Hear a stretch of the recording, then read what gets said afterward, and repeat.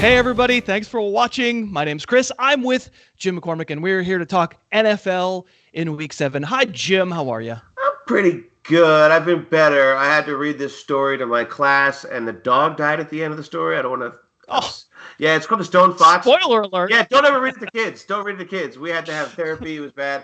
Let's get back to the good stuff. What am I talking about? Also, speaking of dead dogs, Week 6, okay? Everybody, was that one of the worst weeks ever? Let's get over it, okay? I'm over it. Move on.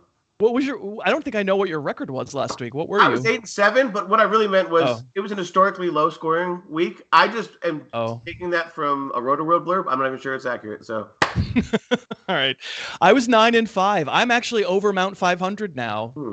I should mention that we're sponsored by DraftKings, and we thank DraftKings very much for sponsoring. And I'll talk about them a little bit more later in the show. Hopefully, this show makes you favorably inclined toward DraftKings. Yeah, I went 9-5. If I'm going to be a tout, now is the time to be a tout, because I believe that I'm now 2 games over 500 for the year. I think you're probably still ahead of me by a little bit, but you know what? If you're betting with this show, you're making money.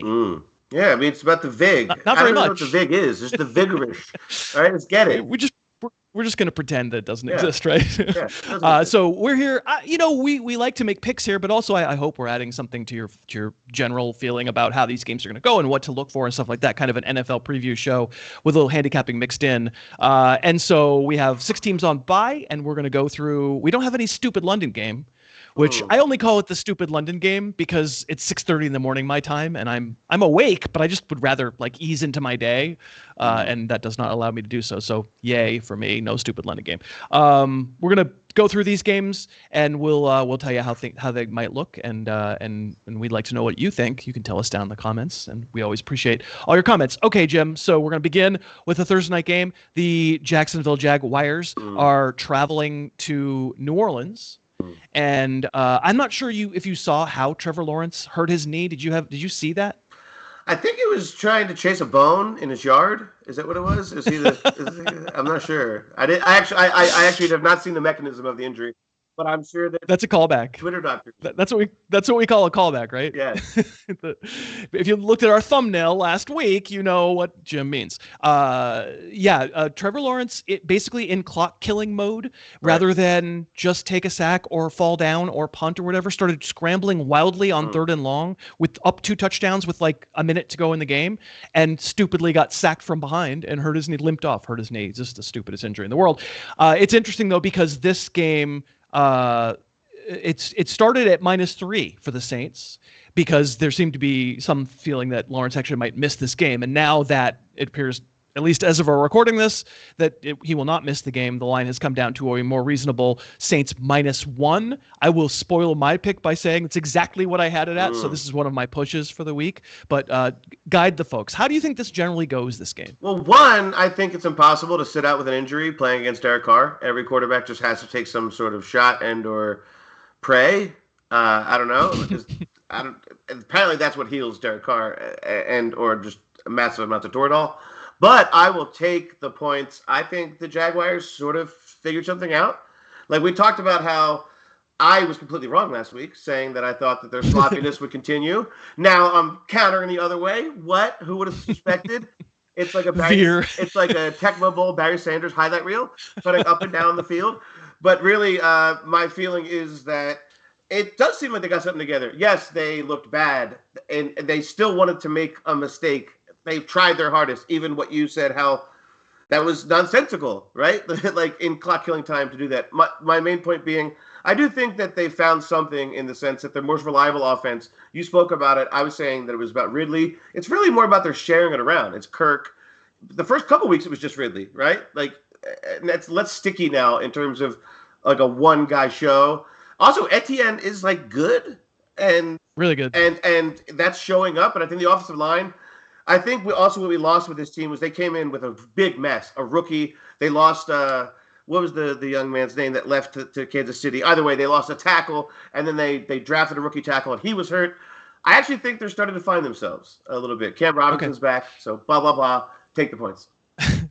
So you're taking the points. I wouldn't really play the game if I had to choose. I don't trust the Saints offense, but I very much trust the Saints defense. Right. And I don't find the Jags that trustable either. So we'll move on. But, if Lawrence plays, I think the line stays about at 1. So let's go to the main slate. On Sunday, the Atlanta Falcons coming off what would I call it? A stupid loss, because Desmond Ridder threw 2 interceptions on 2 drives where it seemed like they were going to score both times at the end of that game against Washington last week. They go to Tampa. Tampa, a little unmasked. You might remember that before their bye week, they had won in New Orleans, and Derek Carr had played even though he was hurt, and everybody's like, wow, is Tampa actually good? And the Lions went in there. That was my best bet last week. Jim, a rare occasion, my best bet was like an easy winner. It's a shock. Are you over the shock? I'm still in shock over Zach Wilson ruining my weekend, but my best bet was the Eagles. But yes, I am. Well, let me finish off the game. Sure. Sorry, go ahead. The Buccaneers at home against the Falcons are a 2.5-point favorite. Yeah, I like the Bucs here again. I don't know why I said again. I never liked them to begin with. I actually picked them to be the worst team in the NFL. But I should say again because I have no consistency. I am the lowest floor analysis that you've ever heard. So go ahead. I mean, to be fair, you liked them when Brady was the quarterback, so it's. I did, just and now that Julio Jones is an Eagle, I'm back in on the entire experiment of old people reviving their lives. But more importantly, like Baker is like not good, but he's also, I don't think he's crippling. I think he's in this 18 to 26, the infinite sadness tier of quarterbacks. Yeah. Yes, and I just think that we've talked about this before. The defense hasn't changed that much. Like they were forced to retain a lot of the defense throughout the Brady era, and it's not that old. Like Winfield Jr., Carl it's still really good, dude. It's especially like what's the matchup here that Atlanta wants to take advantage of? I think you're right on this game. Like Atlanta wants to run. What does Tampa do? Great. They're going to stop the run. I don't think you're going to run that much against Tampa. 4 linebackers who really know what they're doing, like especially when Levante David's healthy, which he is. So I just think, they're not the run stuffing team they used to be with the interior, but they're smart and they're heady, and their coach, his only identity is defense. Let's be honest. Right. I'm on this one with you too. I'm on Tampa -2.5 for sure. All right, battle of backup. It appears to be battle of backup quarterbacks. I guess we don't know for sure yet about Jimmy Garoppolo, but the Raiders, who got a safety at the end to cover against the Patriots, and I mean, I want the Patriots to win, but if they're not going to win, let's have the bet be right. So I feel like Al Michaels woke up from his baccalaureate and was like, he has a little shock collar on, and he does a safety for a cover, and that sets it off a little in ecstasy. So they go to Chicago, and we know Chicago is going to have some real estate agent, or sorry, I'm from the future. In 3 years, Tyson Bagent is a real estate agent, but he's the quarterback for the Bears, I think, this week because Justin Fields is out. If you like the Raiders on the road, you have to give, what is it? 3 points. Yeah, wow. I'd like to look at it because I was like, wow. The Raiders, anybody as that big of a road favorite is scary. I want to say 1 year Chris Redmond for the Falcons was actually a real estate agent, and he stepped in for Matt Ryan. Like, I just want to say that. Like, I think there actually was a real estate agent at one point. Also, we did talk about one time that Jay Cutler's dream in life was to be a commercial real estate agent. I just wanted to throw that out there too. I don't know how to call this game. I think it's just gross. Push. It's my second push. Yeah, I'm 100% with you. Stay away. Stay away. Stay away from me too, but at the same time, it's a stay away, and I'm not going to stay away. Do I have to stay away? Can you talk about more stuff about the game so I can think about it? No. I mean, I would say I would tend to think on a neutral field. I would think Raiders, because I find them to be part of the great unwashed middle, and I think the Bears are lower than that. So but I agree with that, and I actually think that like Eberflus is just like a really cool name who we're never going to hear from again. And so Josh McDaniels at least does have a perch in this league in the Bill O'Brien world of like coordinator for life. And so I'll take that brand. And also, I didn't think the Raiders looked so awful without Jimmy Garoppolo, whereas I don't know how the Bears' identity works without Runny McRunny. So let's go.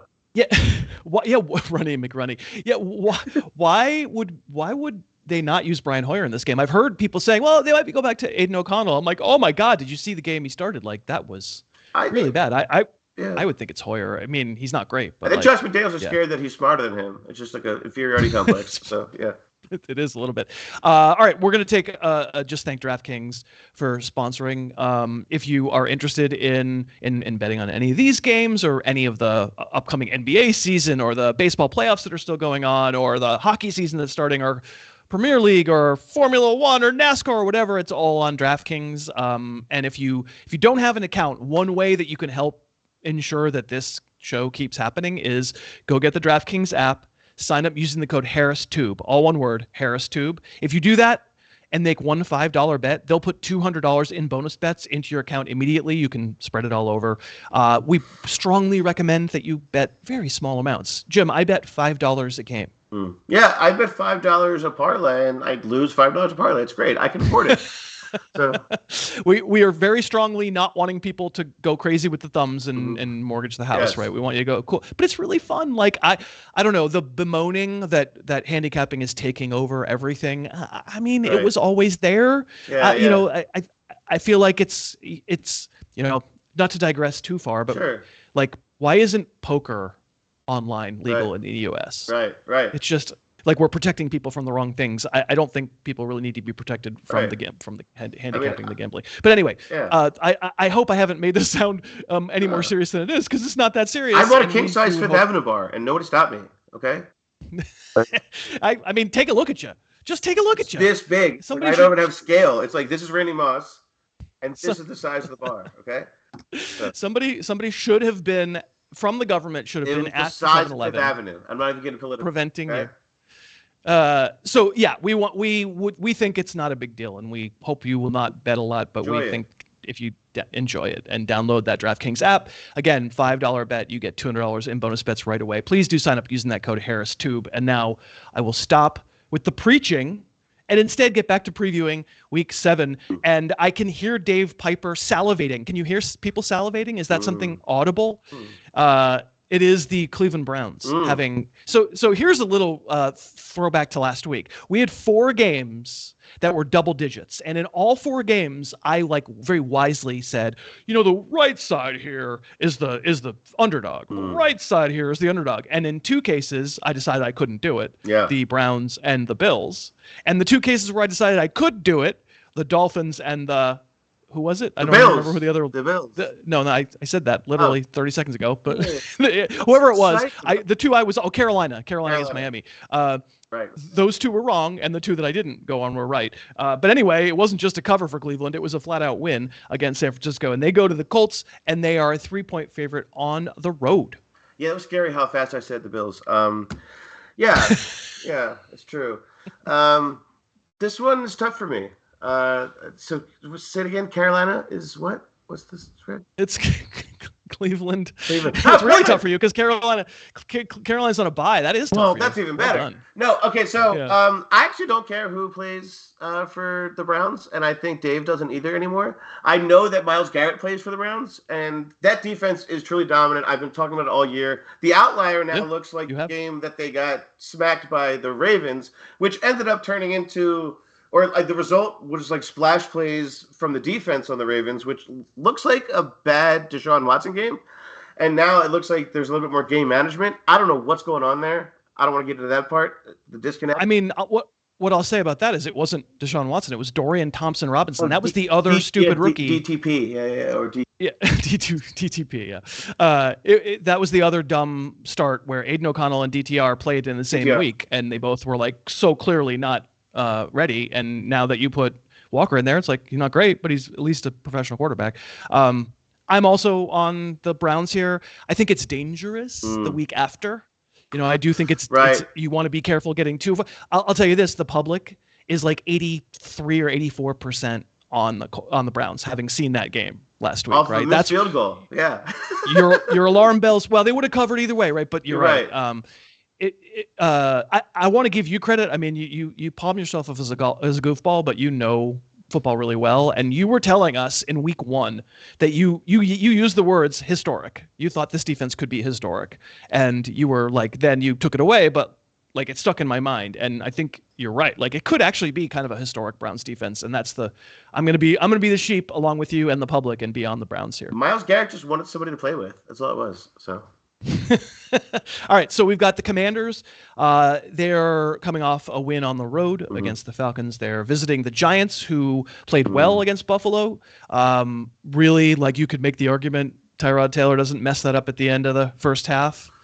They're now kicking a field goal to take the lead and maybe beat the Bills straight up. That was incredible. That was incredible. Very bad. There are differences with the Giants, though. I was coming on the show a month ago and saying I thought they were the worst team in the league. Right. Maybe Tyrod Taylor should be the quarterback. Like, maybe that's true. But also defensively, I wonder if you've noticed it. Like, they had the two rookie corners, and Deonte Banks was the more highly regarded of the two. Sure. And he's played okay. I think he's played okay. You've probably watched it a little closer than I have. But what's his name? Justin Hawkins is the other one? Hawkins, and then I actually like the safety play that's been stepping up, like the Alabama kid. I'll just say Hawkins, he's been benched now. And you can tell. And he's been benched for like Adoree Jackson, and I don't know who the other person is. What is it, like Scruggs? Yes. Scruggs or Scuff? I can't remember his name, but his name's Craig it's better. Fist. Yeah. It's better. Yeah. So anyway, the Commanders on the road actually are -2 at the Giants. Yeah, I'm taking the points. I don't care. Sam Howell is not. I know who it is. He is not Tua when it comes to the blitz. Okay, you blitz that guy, it gets goofy. And one thing Wink will do is blitz. And you talked about the weaknesses. Yes, it was much less effective when the hot read was that easy. When it was like, okay, here's the mess. Like you talked about Tom Brady before. We talked about Tua. That's not what's required when you're going against like a rookie corner who's completely out of place. Adoree Jackson is bad, but he's infinite sadness bad, not, oh my God, he fell down bad. And more importantly, I actually think some of the edge guys are showing up. Thibodeau, like some of the guys that like we've been talking about, like some of their investments are showing up. And Dexter Lawrence, for all the talk, like he's like, look, PFF here or there, like he's creating pressures. He's getting inside, creating that pressure. I saw it last week when Jalen Carter wasn't for the Eagles. The instant pressure was gone up the middle, and it changed the complexion of the defense. That was happening for the Giants last week. Dexter Lawrence was up the middle against Josh Allen, and Josh Allen's fast, and he's quick, but he was doing the dummy Josh Allen stuff because the pressure was in his face. Sam Howell with pressure just seems like a problem to me. And that was 100% my logic. I'm betting this, hoping that it's Tyrod Taylor. But even if it's not, I think there is a lesson to be learned that like they're taking the game out of his hands more. And like what was 75 touches for Saquon Barkley for 12 yards? We're going to see that again. Okay, but I mean, by the fourth quarter, it wasn't 75 for 12. He actually got like 80 yards. And then it worked out. It was 75 touches for 78 yards. It was great. It worked. Right. Yeah. I'm with you for the same reason. I think the matchup is bad for Sam Howell. It is. I think a lot of blitzing from Wink Martindale. He actually pulled it back and didn't blitz as much this past week. But, right, he didn't. I think I'm on the same side. I have Giants +2 here as well. The Lions are going to the Ravens, and for all of the excitement about the Lions, this line sticks out like a sore thumb. Does. Like, what have the Ravens proven to be a 3-point favorite over the Lions no matter where the game has played? Yeah. And because it sticks out like a sore thumb, it screams take the Ravens. Right. But I wonder how, this is outdoor golf. This is potential warm weather golf. I mean, cold weather golf. Warm weather last week with Tampa. The Detroit secondary, I think, is kind of being unmasked a little bit. Good pass rush, but I think the secondary isn't very good. So I get where this line is coming from, but I have to admit, I kind of thought the Lions would be favored in this game. I also, I'm not going to lie, I thought you were talking about golf, like outside golf. I was like, yeah, outside golf. Like, I play golf outside. But I have a golf shirt. Either way, I don't care about how funky this is. I had this completely wrong. I had this, I was thinking this might be a pick. I was thinking maybe -1 Baltimore. I don't know what. Also, styles make fights. And what I mean by that is that, we just talked about how Sam Howell, well, he's a bad matchup for anything, basically. But what I mean by this is Baltimore's strengths don't match up well with Detroit's weaknesses, in the sense that I don't think they're going to be able to exploit that secondary, because what are they going to do? Throw to Odell Beckham's ghost? You know what I mean? Zay Flowers is literally the size of a flower. So I just, and Mark Andrews keeps stealing people's catches. Does anybody notice that? He drifts on every route. He's like the dude who wants to bat 3 times in kickball. No, Billy, you only get 1 at bat, okay? Like, no, seriously, he's a messy player. I think Mark Andrews is overrated, and I'm sad that I've invested with him so much. But that said, I don't think Baltimore's that good. And this whole Todd Monken thing, when's it going to happen? Is he not Greg Roman with, like, a gift card? What's happening here? Sorry. That was a rant, man. Clip that. Yeah. I say we play that. Yeah. Clip that sucker right there. Yeah. That was all right. Don't apologize. That was fantastic. Yeah. I think I'm on the same side. It is a stinky line. It's weird. And especially because you would expect that the Lions are at the peak of their value. This is the public team this year. Yes. Yeah. Because they were the public over team all year, right? They were last year they over team and they hit, and then this year again. What was it, 8.5 or 9? Like, it was over again. So, yes. Right. Last week was not, though, I believe. No. I'm like over win totals. It was like the win total. Oh, yeah. That's what I meant. Okay. Sorry. No, fine. Yeah, as far as how I think it goes, were the Ravens to play relatively mistake-free and drop-free and, just kind of mental mistake-free, maybe I consider these teams pretty close, but boy, fool me like 8 times. I just feel like I've seen this Baltimore team find out like Lamar's actually having a very good year, but because he's not running as much and he's not doing as much for your fantasy team, people are like, Lamar Jackson stinks and he's gone downhill and whatever. In fact, I feel like he's doing a good job and he's kind of being putting the ball out there. It's just Nelson Aguilar. Yeah. It's like it's not that good, right? Yeah. Yeah, so we're on the same side. We're both on the Lions, and again, that's the point spread that you say you got it wrong. What you meant was you're trying to pick the spread beforehand to indicate what pick you're going to do. My lay was maybe you didn't get it wrong. My lay was so different that I just felt, but I had that same. This was the spooky line of the week for me. Yeah. Right. Yep. All right. Well, it may we need a Halloween sponsor. Sponsored by M&Ms. Not actually. Go have some M&Ms though. They're great. 8 Mile, the rapper. So yeah. The Bills are visiting the Patriots. Fading the Patriots has been good business over on this side of the street. They are a 9-point favorite in Foxborough. Oh, Jesus. I looked at this already. I looked at this line already, and I just heard it again. I was like, wow. So I had this at 7.5. And I'm just going to take the Patriots. I just think it's a muck. I also think that we've seen so many different cards played by this Bills team. Like, who are they, right? Is this the week that Josh Allen, do they get in a fight in the sideline? Or do they have a piece of pie in the sideline? I can't come to grips with this whole Diggs thing. It's like an 80s sitcom. Hey, Jim. Yeah. Did you notice that since you've been teaching third graders, right? Third graders. Since you've been teaching third graders, most of your metaphors are like kickball or pie related. Have you noticed that? Well, listen, we have a lot of pie and we play a lot of kickball. All right. So sorry to interrupt.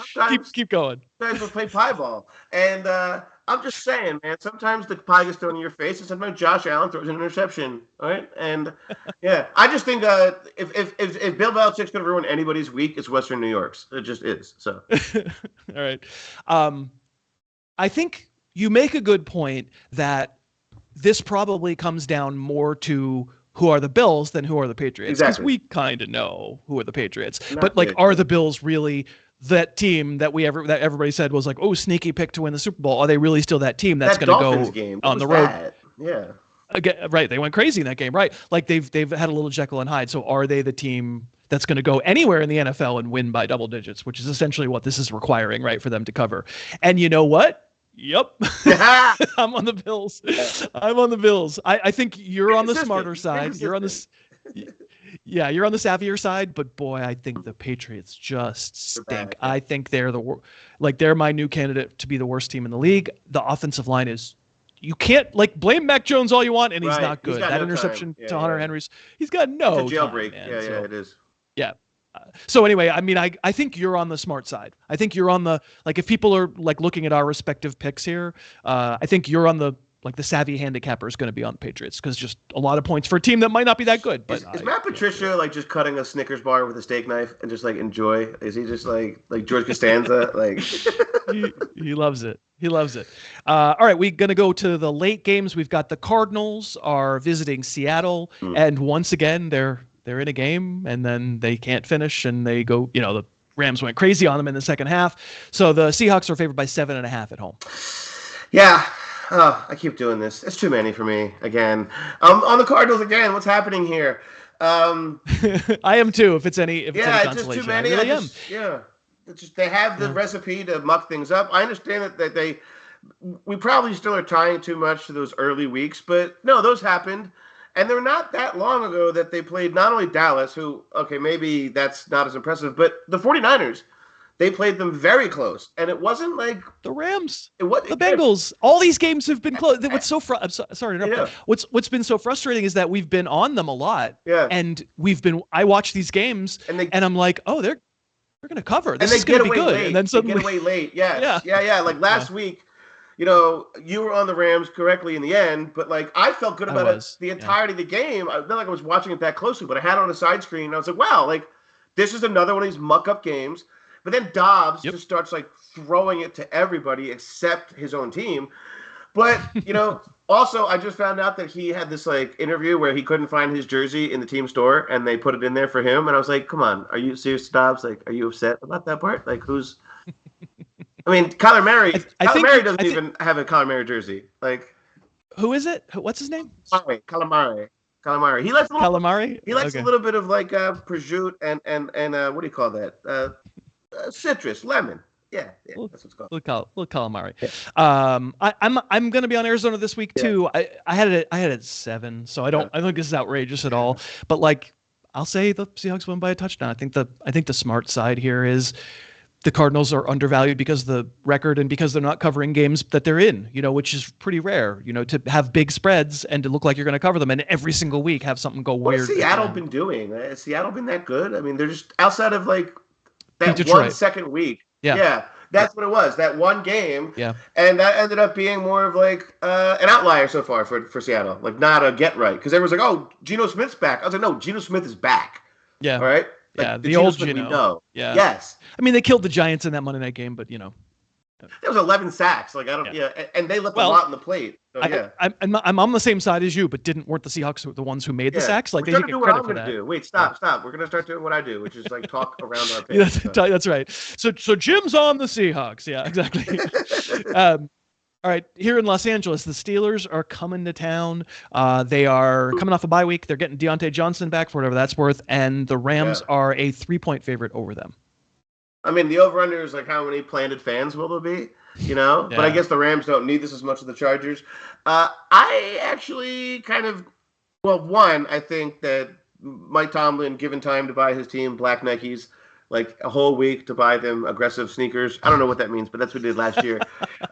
I actually think they did need a get-right week. Like, 1, to make sure Mitch Trubisky knows the playbook. 2, TJ Watt is finally healthy. I think like his core injury over the course of the year mattered. And I think they're going to just win and cover. And I think the Steelers are actually better than we think.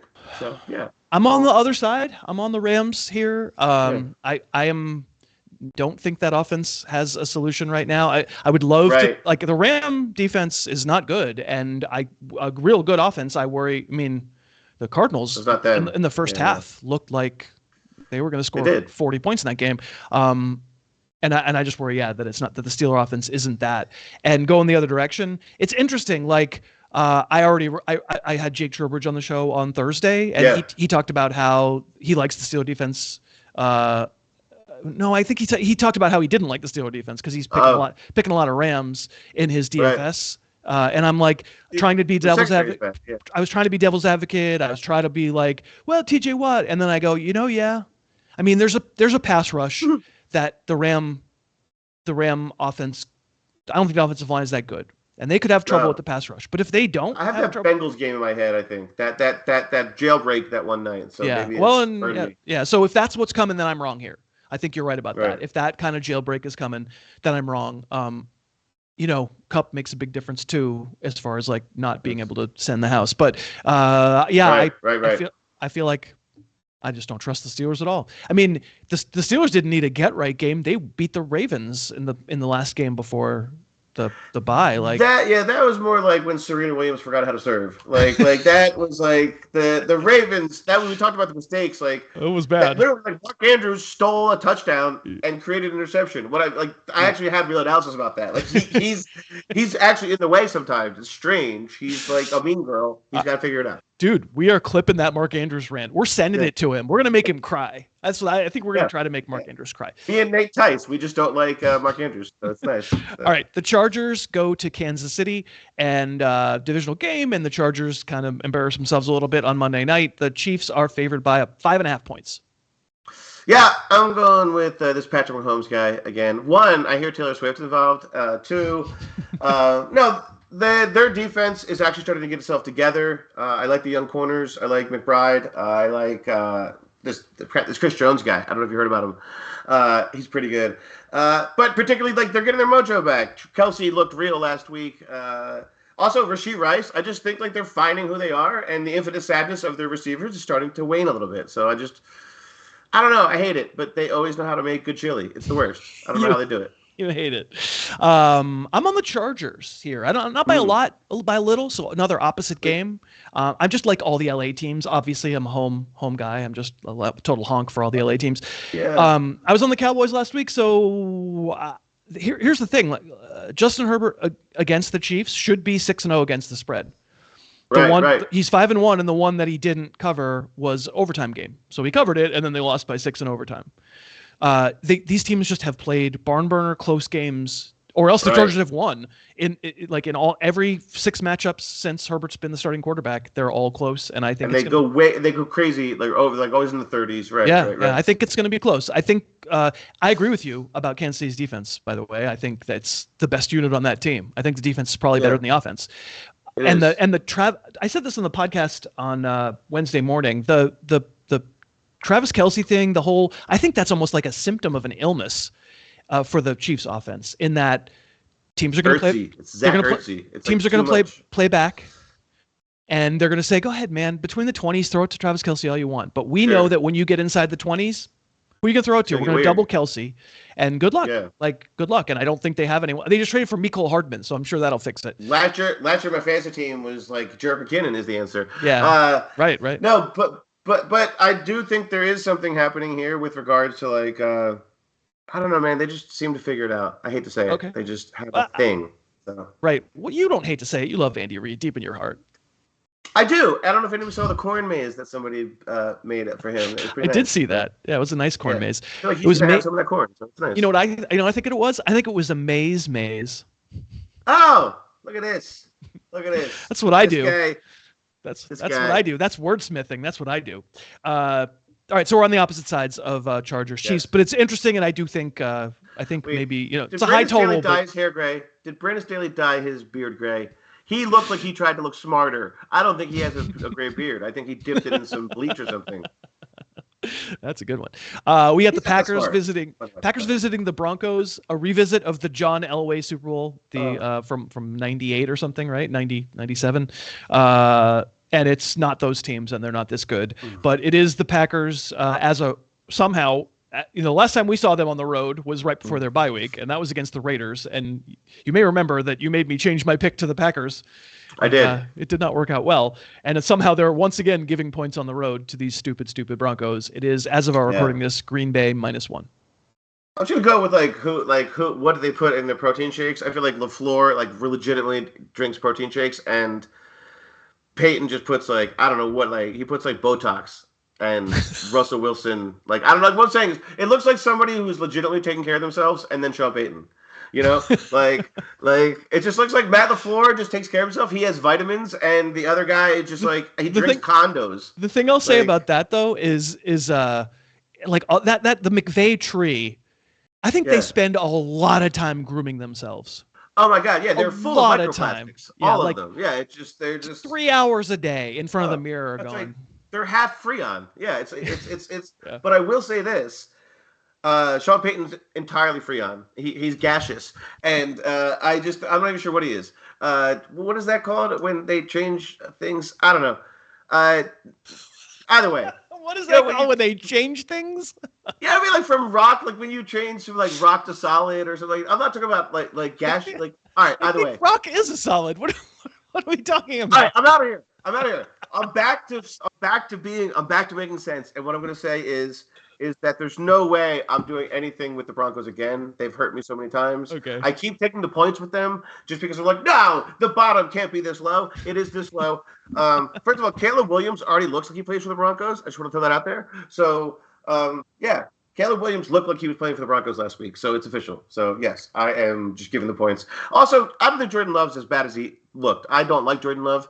And I do think Aaron Jones makes a difference. I think coming out of the bye makes a difference, and Aaron Jones is very good. I think they're missing that, and I think the difference between him and like any other skill player in the team is wide, and that's going to be a big difference. And Christian Watson, does he play football? So, yeah. Again, I'm buried inside that where you pulled the ripcord out of a very strange conversation was some actual trenchant football analysis, Jim. Thank you. I would say. Yeah, and I agree with you, actually. I hate giving the points given what Green Bay did to us last time. But,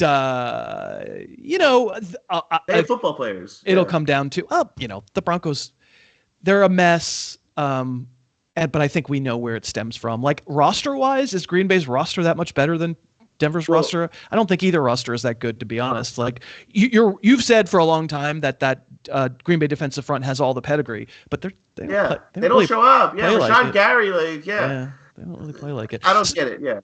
So and basically what I mean by we know what's wrong with the Broncos is it's the quarterback. Just flat out, it's the quarterback. The last time we saw them, it seems like a long time ago, but it was 10 days ago, or a week ago, I guess. Last time we saw Russell Wilson, how did he look in Kansas City? Like, it's over, man. It's over. I mean, whatever it was, it's over. He's 34 years old, and it's over. It's so hard to be the least competent guy named Russell in Kansas City because there's so many of them, and he's one of them. Like he was the worst Russ in the whole city. Yeah. So basically, that's what it comes down to, not trusting Wilson. So I'm with you. Sunday night, great game. It's your Eagles. They let you down last week. They're not going undefeated. I think deep in your heart. I don't even think deep in your heart. I've listened to you very closely on this show every week talk about the Eagles' shortcomings. And you're concerned about them. And I think they all pretty much reared their heads. They go against an offensive wagon. The last time we saw the Dolphins in a real game, though, it was in Buffalo, and they were only able to hold serve for so long. So the question really comes down to, in Dolphins Eagles, is can the Dolphin defense do enough? Because they couldn't against Buffalo. The Eagles are a 2-point favorite. Yeah, I'm gonna take the points here with the road team. It's much more like I think. You're mad. You're just mad at your team. Yeah, I'm not at the team, but I also just feel like Brian Johnson. Like, so there's a lot of a lot of brain drain going on. I believe like Steichen. There was a Shanahan quality to last year's offense, which was like first read, best read, go for it, and just processing is not Jalen's thing. People will say that that's some intellectual debate. No, it's. He's not good at going to a second read. And right now, he looked Russell Wilson-y in the worst way last week, where he was like typewritering around the field. It was not a pressure thing. There weren't really any natural sacks from the Jets. Most of it was just, holy crap. That last interception was pressure. It was just he fell backwards and threw it to a guy covered by two players. But then it's never good like when every single cornerback and the whole team, like even like backup McBackup was like, hey, he's staring at everything. Like he's like pointing to where he's going. He's like, turn left at the Buick. We heard you say it. So it just was too predictive, and I don't even think, but I think Fangio, particularly coming from the Desai tree, like I really do think that stuff kind of matters, like philosophically. I just think like Fangio is going to have a beat on this, and it's going to be high scoring. I like the over in this type of game. I just don't think that the Dolphins are going to be stopped, and I don't think that the Eagles. My bigger fear is that the Eagles' offense can't keep pace. That's the problem. I mean, you've been on this the whole way through, man. You've taught us a lot about the Eagles as we've watched. You obviously have a great insight. I'm on the Eagles -2. And I mean, it just comes down to I don't trust the Miami defense. That's right. The bottom line is I think they've been the bodies. whipping up on a lot of tomato cans here. Who's good that they've beaten? Wow, and the guys they've met look good. Right. congratulations. You crushed the Broncos and the Giants and the Panthers. Well done. They're three of the 5 worst teams in the league. Yeah. I think it's a step up in weight class. I love the Eagles here, to be honest. I like this a lot. Wow, But I like it. Yeah. but I do, I think high scoring also until the Eagles get some stops and some pressure. But I take your meaning. I mean, I honestly, a lot of my thoughts about Eagles players on the podcast, the fantasy podcast, have been informed by your read on this stuff. So I'm not disregarding what you're saying in a good way. It does feel like a prize fight. This one. Yeah, it's a good game. Like, let's face it, it's a really, really good game. Yeah. I feel like the same thing that's plaguing the Chiefs, which is 2 safeties back, go ahead, beat us in the red zone. Right, it is. That's even worse for the Eagles. Absolutely. They're like, taking away the deep shots. When the field gets compressed, you've got way more red zone chances than you've ever had before. Like, can you convert them? And it's all comebacks. It's all timing and comebacks, and that's not Jalen's thing. Like, at least Mahomes, will get rid of the ball. So, yeah. Monday night, we've got the 49ers. They're visiting the Vikings. As of our recording this, we don't know what Christian McCaffrey's deal is. I have kind of assumed to this point that McCaffrey won't play, but just because why would you? Like, it was a serious enough injury that he tried to play one extra play after getting hurt and had to leave again. And it was obvious, why would you, whatever it is, 8 days later, subject him to the pounding? Right. But I guess nobody ever listens to me on subjecting Christian McCaffrey to punishment because they just keep doing it. On the road, the Vikings are a 6.5-point favorite.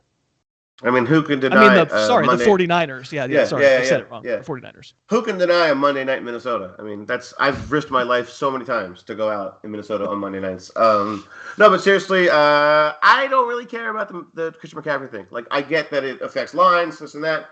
I'm going with the Niners. I think the line is justified because of the defense. And I think we're seeing that, look, if we're going to talk about Justin Jefferson as one of the best non-quarterbacks in the league, which he is, then he's the line shifter.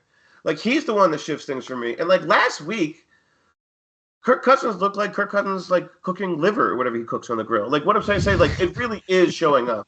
You know what I mean? TJ Hawkinson's on pace for 112 catches and 800 yards. That's so hard to do. Jordan Addison is just I will catch one catch a week for a touchdown. It's okay, thank you, tight end McGoo. All of these guys, just they're frustrating. KJ Osborne is on Threads or some site right now. I don't know what is that called, threading? He's doing something that no one's paying attention to, which is the KJ Osborne story. He's got a book out. It's called No One Read This.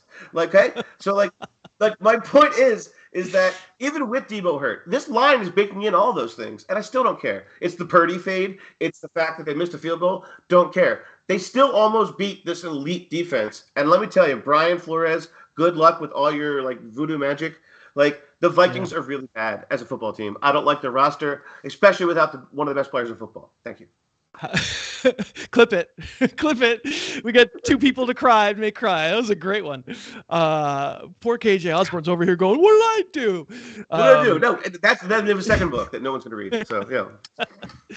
So this is kind of a little bit of a sucker line. I'm on the same side with you. I'm on the Niners. I'd rather be on, but it is a sucker line. You go, oh, well, they can win they're going to win by a touchdown. It's not accounting for any of the issues. It's let's pretend that Debo Samuel doesn't important. It's we can't do that. But because you can very easily tell the story that when you took away Christian McCaffrey and Debo Samuel and you gave them a pass rush, Brock Purdy looked like the last pick ticket in the draft, whatever year that was. He did. He did look good. He did. And the fact that they drove, like Trey Lance. Yeah. the fact that they drove down to kick the winning field goal really doesn't change that fact. No, it doesn't. He didn't look good. Flawed. So I thought the defense. Yeah. So I think that's the point. I think you're dead on. I think that's the point. And to be honest, probably that's what the line that's why the line is so high, even with the injuries. That's people are allowing for the idea that never happened. Yeah. No, I think they're allowing for the idea that Cleveland's defense is really, really, really good. Right. And therefore, since you're playing against Minnesota's defense, we don't have to worry as much that we're going to get 7 Brock Purdy. We're going to get even with these missing pieces, isn't Ayuk and Kittle and a good offensive line and a good philosophy still meaningful? If we're going to talk about this replaceable running back thing, it's Jordan Mason might be Jim, bad. But theoretically it should be. You asked the question, so I'll answer. But it wasn't. The second half was terrible. Brock Purdy was awful. No, you're right. He couldn't make Right. the ball come out of his hands in the right direction. People watching the Silliest Yeah. Thing video on this channel may have seen I'm it. happy about that, but also sad. It's Right. weird. But like so yes, he should still have enough weapons, but maybe it wasn't overwhelming enough. But I do think the point is that it was the Browns defense and not the Vikings defense. So I'm going to be with you, but I think if there's an argument on the other side, it's that without weapons, Purdy might be not very special. All right, this is the time of the week where we ask you, Jim, what your best bet is, and I'll vamp for a second because I'm positive you forgot. So think about it for a second, and it's gonna be actually I don't know. It's gonna be Cardinals. It's gonna be the Cardinals, Wow. and I know it's a strange one. It's a strange one. It's no, because I mean it's gutsy. I think Seattle's not good. It's gutsy. I think that line's baking in this like preconceived notion. It's like no one's moving off this that this Cardinals are bad thing, but they keep staying in these games, and I just don't know what outside of passing just the line of scrimmage every 3 plays to Jackson Smith and Jigba. What is Seattle's game plan besides chewing gum and chewing more gum? Like I just don't. All right. I mean, I don't feel as strongly about it, but I am on the same side as you are. My best bet is going to be Tampa -2.5 against Atlanta, which is ironic because last week my best bet was anti-Tampa, but I think the market overcorrected. They thought they were great coming out of the Saints game, and now they think they're garbage coming out of the Lions game. Right. To only be a 2.5-point favorite, I think that's wrong. So I'm going to be on the Buccaneers. But what do you, dear viewers, think? We would love it if you wrote down in the comments. I've been told that we only get like 10 people per show who type down in the comments. So we get like a lot of people watch the show. Come on. You're watching right now. If you made it to the end, congratulations. Because but just Marshall Randy Moss agrees. This is pick one of these. Pick one of these and just write. It doesn't cost anything. Just write. Maybe you get shout out in the next week. That'd be great. That's going to do it. We finished it off, and we want to thank DraftKings very much for sponsoring. Once again, if you believed what I said, that handicapping is not some terrible societal ill, and you don't mind the idea of placing $5 on a game, we would love it if you get the DraftKings app. The way to help us out is to sign up using the code HarrisTube. It doesn't cost you anything, and it helps us out. And then you get $5. A $5 bet turns into $200 in bonus bets, which is pretty darned cool. That's going to do it for producer Dave, for non-producer but hilarious Jim, and for the dude who just sits here and runs his Yammer, Chris. We thank you so much for watching, and we'll see you next week. Thanks so much for watching. Please, please, please smash that like button, write a comment, tell us who else you'd like to see us review film on, and of course, best of all, please subscribe to our channel and then click that little bell above the subscribe button, and you'll be notified whenever we post a new video.